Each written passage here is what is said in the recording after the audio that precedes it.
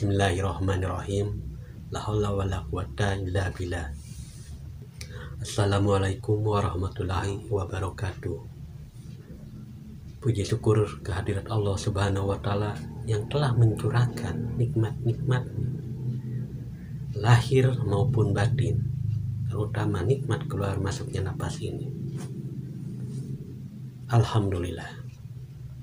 Salam serta salawat kita sampaikan kepada Nabi Muhammad Sallallahu Alaihi Wasallam beserta keluarga dan para sahabat-sahabatnya. Para sahabat-sahabat, saudara-saudara dimanapun berada, dalam keadaan sehat walafiat, pada kesempatan yang berbahagia ini,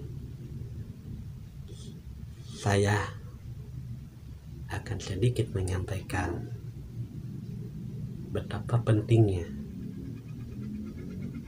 belajar dengan metode zikir nafas sadar Allah. Pertanyaannya, kenapa harus zikir nafas sadar Allah? Ya,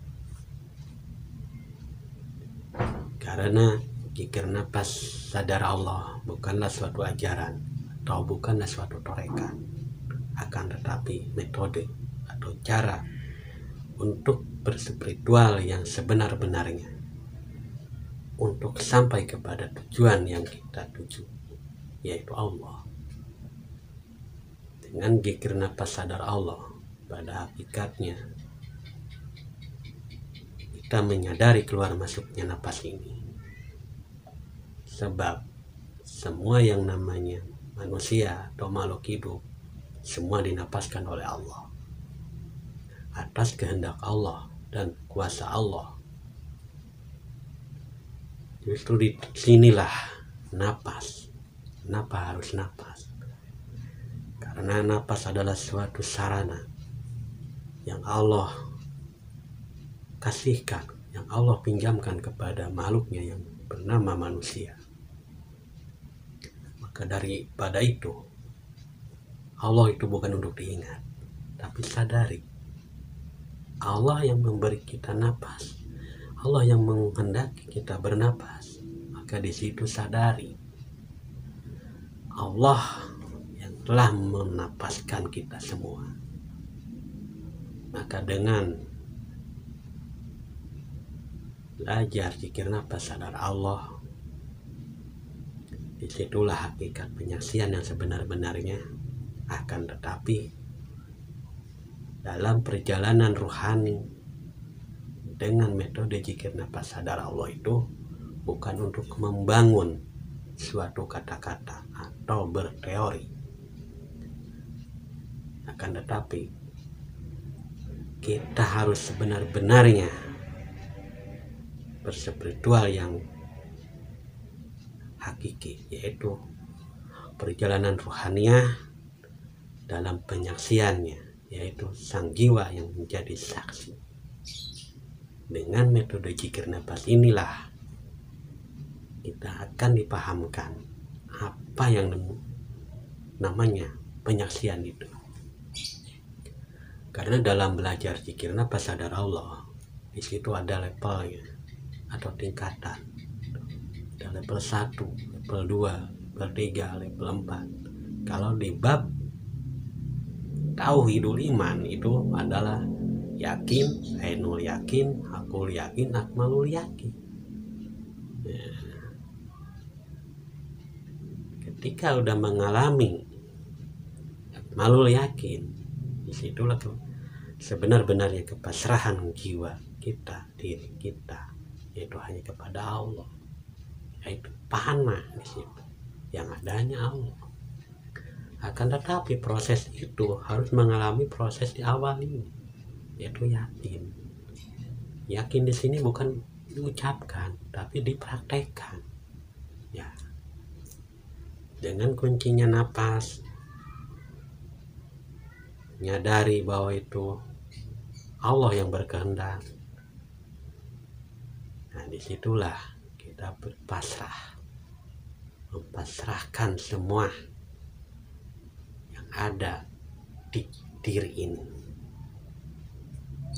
Karena kuncinya dalam spiritual dengan metode zikir nafas, selama ada ikut campur atau kontroversinya pikiran, itu tidak akan mengalami suatu kebahagiaan.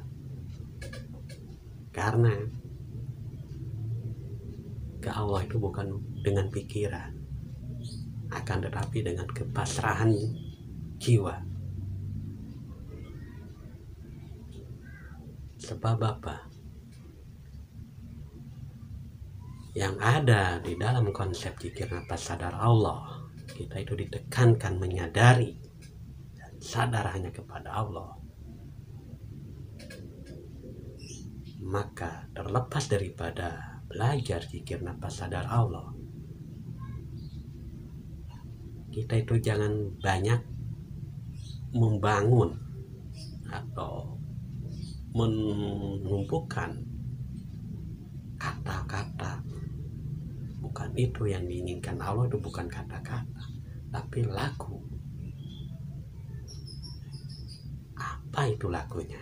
Yaitu mengikuti kehendak Allah, menerima kehendak Allah, yaitu amanah.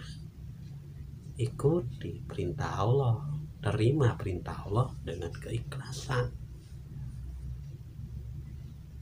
Insya Allah saudara-saudara dimanapun berada, kalau emang kita ini dipahamkan atau emang kita ini dikasih hidayah oleh Allah untuk sebenar-benarnya beribadah kepada Allah, itu bukan dengan teori, akan tetapi dengan laku.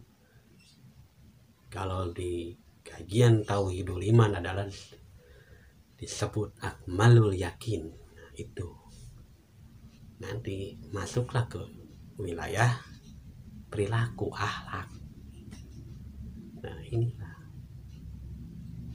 akhlak inilah yang menjadi suatu perbuatan yang mencerminkan bahwa kita ini si hamba yang benar-benar berserah diri kepada Allah. Alhamdulillah,